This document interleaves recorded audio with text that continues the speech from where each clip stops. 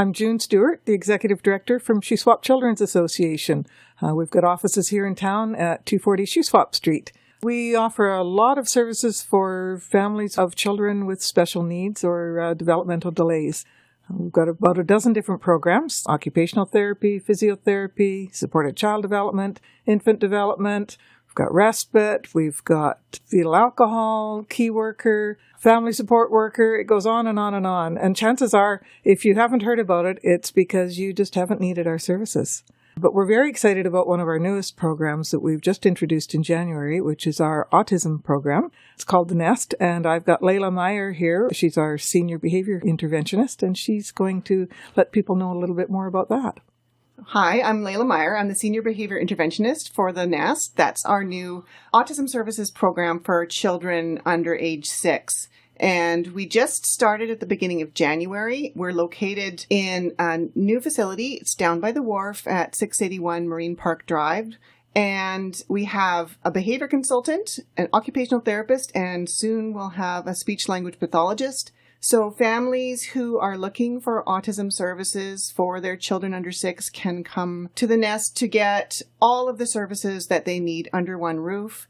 We also have behavior interventionists who provide one-on-one intervention on location at the Nest 2, 3, or 4 days a week, depending on what families are looking for. And the parents can stay or not stay as they wish? Yes, parents have a choice. If they choose to stay, we have observation windows for each of the therapy rooms. So the behavior interventionist and the child will work together in one of the therapy rooms, and then the parents can sit outside and watch through the observation window if they choose. Or some parents like to take that opportunity to go and get some errands done or spend some time by themselves, have some me time. And so if that's what they choose to do, that's an option as well. It's really flexible for whatever the families are interested in doing and what works for them. And it's available for anyone in the Shuswap area. It's for children under 6. It is a fee-for-service program, so families with a child with autism receive autism funding, so we can organize the interventions through their funding. What else can we tell them about the program? We still have some room in the program right now. It's been a service that's much needed in the area. People are still starting to learn that we have the Nest open. And there is room for some more little ones if people are interested. Yeah, there are 2 therapy rooms at the Nest, and so we can run 2 sessions concurrently. And we have it set up so there are 4 time slots each day. So potentially 8 different sessions running each day. And the sessions typically are an hour and a half, but in some cases we'll have a few 2-hour time slots available. And in some cases, if families are traveling from out of town, we have a family that's coming in from Sicamous who needs to double up on sessions. So we have that option as well, where you come in for a longer double session and just don't come in as frequently. This has been a long time planning. We've been trying to get this program going for 3 or 4 years. Big key to it is finding a behavior consultant who can oversee the program. So we've been very fortunate to get Tanya Wierachowski is overseeing that for us. But Layla's the face that people will see most often when they're in the program. If people are interested just in checking it out, finding out more about the Nest, they can call me up and we'll schedule a time they can come in and I can show them what it's all about. And they can ask questions, get more information.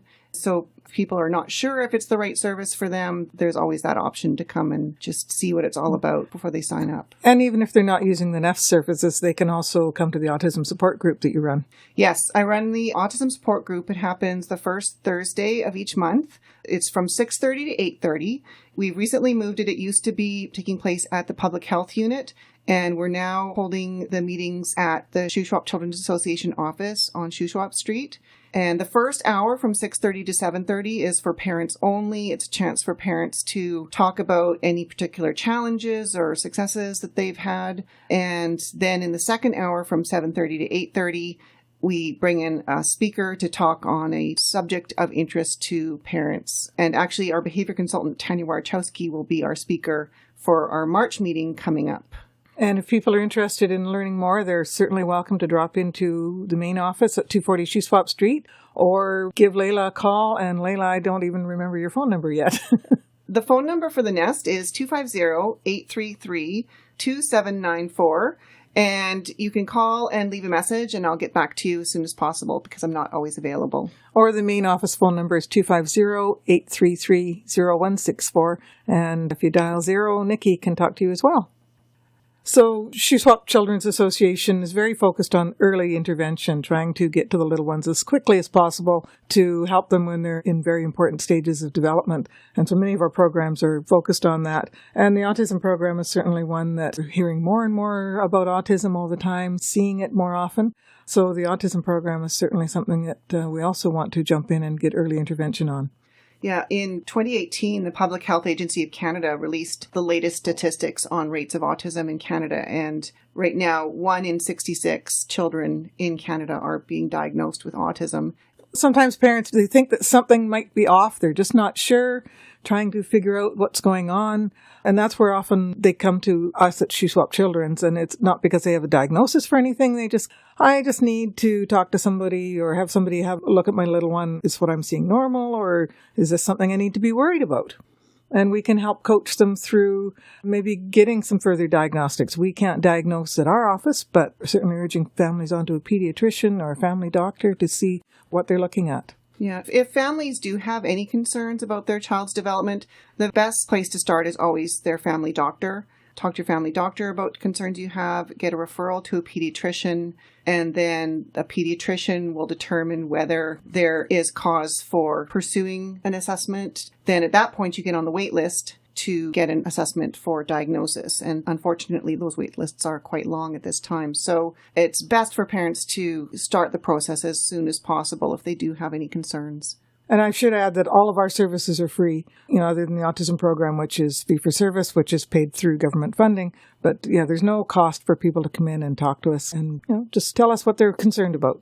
Certainly, the earlier we can catch little ones and help them on their way developmentally, it's far more economical to do it now than to wait until needs are much more severe. The development is so quick in little ones under 6 years old that a little bit of time spent now is so wisely spent as opposed to much longer time when they get into the school system or beyond. It saves money, and we're always trying to convince the government to send more money our way to do early intervention. We've got lots of wait lists and lots of need, but the money's never enough to meet all the needs, unfortunately. Early intervention is the key, certainly. For some children, what they are dealing with is a lifelong condition. It's not going to go away.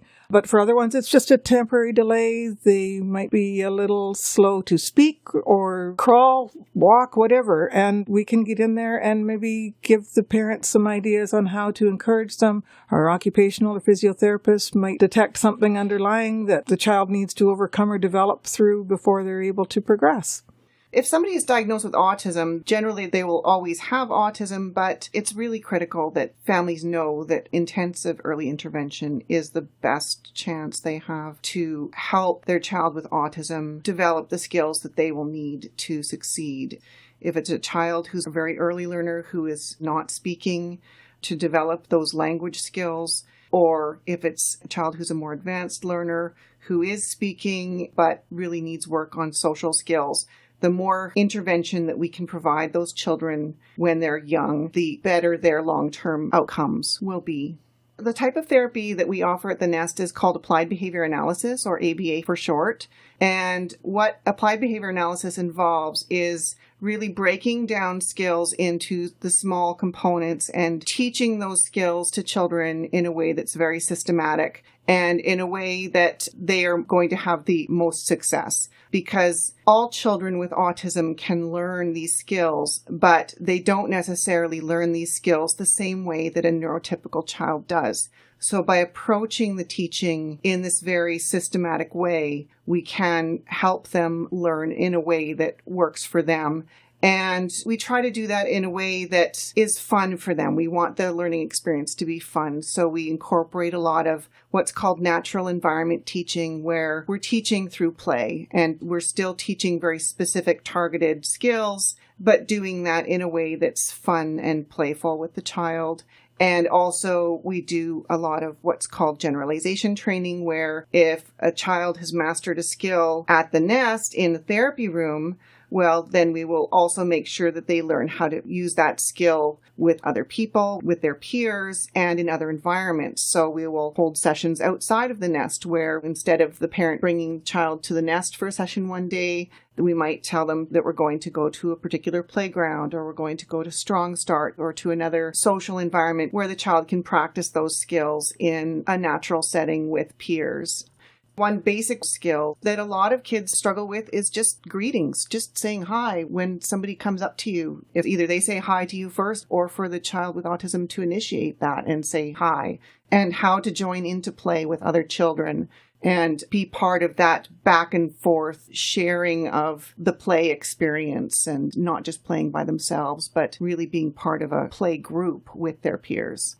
Every child with autism is different, but there are some strategies that tend to work with most children with autism. And oftentimes when you're interacting with a child, you need to give them just a little bit more time to respond. So if you do ask them a question and they don't respond right away, just wait a little bit longer than you would normally expect to wait, and give them that time to formulate their response, because they may just be working on coming up with what their response is. But it's often for people who aren't used to interacting with people in that way, it may feel like an uncomfortably long time. So just becoming aware of that and not jumping in to answer questions for them, but letting them respond when they're ready. That's something that's really effective. Also, a lot of children with autism get very overwhelmed with a lot of noise or any sounds in the environment, whether it's a lot of people talking or lights buzzing. That sort of sound can be very distracting for them, or a lot of visual things going on. A very busy, cluttered environment can be overwhelming for them. And so in that case, they may need more time and patience from other people when they're interacting with them. So we've got staff who've certainly taken a lot of training to offer the services.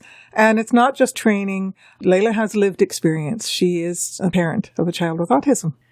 Yeah, my son, when he was 2.5, was when I first started to suspect that there was something different with him. In my case, he and I used to attend a mom and tot early literacy group called Mother Goose, where we'd all sit in a circle and sing songs and listen to stories. And I just remember one time at the end of the group, it was winter time. We were getting ready to go and putting on our boots. And a little girl who was also at the Mother Goose, we knew her and she was similar age to my son. She ran up to her mom and said, "Look, Mommy, I put my mat on the stack." And that was really a jaw-dropping moment for me, because I realized that my son had never once run up to me to proudly tell me about anything that he'd ever done. He spoke, he was verbal, but he didn't use his words to try to share his experiences with me, to try to share what was going on in his world. And so that was something that I really noticed. And so I started to pay a lot more attention to him when we would go to Strong Start and other play groups, and start to observe ways that he might be behaving differently from the other children. And I was reading a lot about autism and autism intervention. And so I decided it was time to pursue assessment. And so we took the steps. We talked to our GP. She referred us to the pediatrician. The pediatrician observed him and determined that, yes, there was cause for concern. So we went on the wait list for assessment. And at that time, it was 6 months from the pediatrician appointment to the assessment. And it's much longer now. It's over a year now, I think. I think it's a year and a half now. So in December 2013, he was officially diagnosed with autism. And I remember at that time actually feeling very relieved. It was interesting because my husband and I were sitting in the room and the doctors were sitting across the table from us, and they prepared us that they had bad news for us. The bad news was that our son had autism. And they were expecting us to be quite upset about that news. But in fact, we were both just relieved because we had observed enough to see that he needed some help. And we thought, well, now he can get the help he needs. So I thought, great, we've jumped that big hurdle. We got the diagnosis, and now it's clear sailing because we'll get the autism funding and we sign up for autism therapy, and everything's going to be so much easier now. And the reality was that it was not easy because there were just not that many services available. And there were a variety of services, and we were, really unsure about which services would be the best fit for us, for our family, and for our son.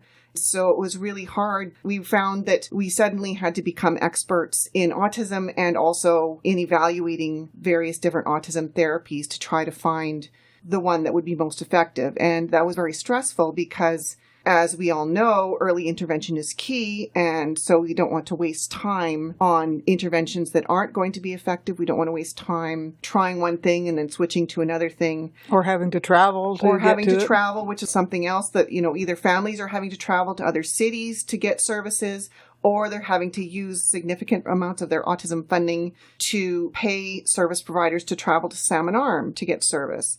And so all of this was just stressful and overwhelming. And so I guess that's why I'm so happy to be part of the Nest, because I feel like finally we have this option for families where if they need services, they can come to us. They can say, here we are, help us, and we will provide all of those services they need. The behavior consultant, the behavior interventionist, the occupational therapist, the speech language pathologist, all of that available under one roof, and just take a lot of that burden off of families.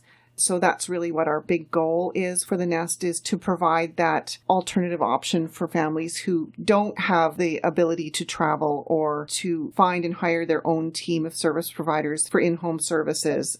These kinds of services have been available in bigger centers for a long time, but it's something that we've never had in Salmon Arm before.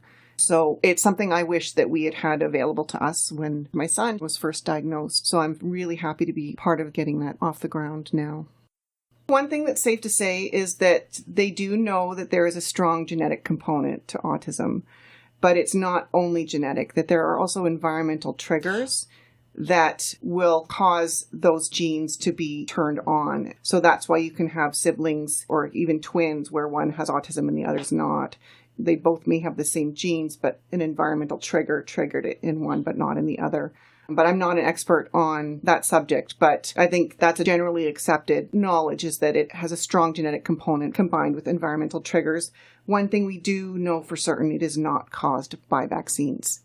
I think that there's a lot of parents with children with autism who feel a lot of guilt, that they feel that they've done something that may have caused their child to have autism. And parents need to know that it's not their fault and it's nothing they've done. So Shuswap Children's Association is a nonprofit registered charity. Some of the work we do is by government contracts. Others is just we see a need in the community and we want to make it happen. Our family support worker is one example of that. So we're always dependent on the love and support of the community to help us keep doing the work that we need to do. We welcome donations. If anybody wants to just donate or do a fundraiser on our behalf, we love to see that. So if people want to know more about Shuswap Children's Association, you're always welcome to drop in and see us at 240 Shuswap Street. We'll give you a tour, we'll get to know you, or you can check us out on our website, www.shuswapchildrens.ca. Our phone number is 250-833-0164. And you can also follow us on Facebook. We have a fundraiser coming up at spring break. Our second annual Children's Film Festival will be March 24th to the 28th.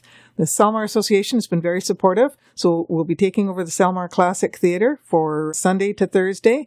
We've got a Sunday evening movie and got the whole lineup here, so it'll be Spider-Man on Sunday evening. Monday at 10 o'clock, the Lego movie, the second part. In the afternoon on the Monday is The Greatest Showman. On Tuesday morning, we've got Early Man, and Tuesday afternoon is Isle of Dogs, which is a stop-motion animation production that will be very interesting. And some of the kids in one of our programs have also been working on stop-motion, so we hope to show some of the work that they've been doing as a little preview to the movie. On Wednesday morning, we've got the classic Charlotte's Web. Everybody loves Charlotte's Web. And on Wednesday afternoon is A Dog's Way Home, which apparently is one that could make you cry. And then on Thursday morning, we've got Smallfoot, and we're finishing off the festival with Wonder Woman on Thursday at 2 o'clock. All the shows are $5 each. You get a small popcorn and a juice box. It's the same price for everybody. And we want to fill the theater. We've got lots of local sponsors helping to support the festival. And it was very positive last year, so we're looking forward to this year's even more.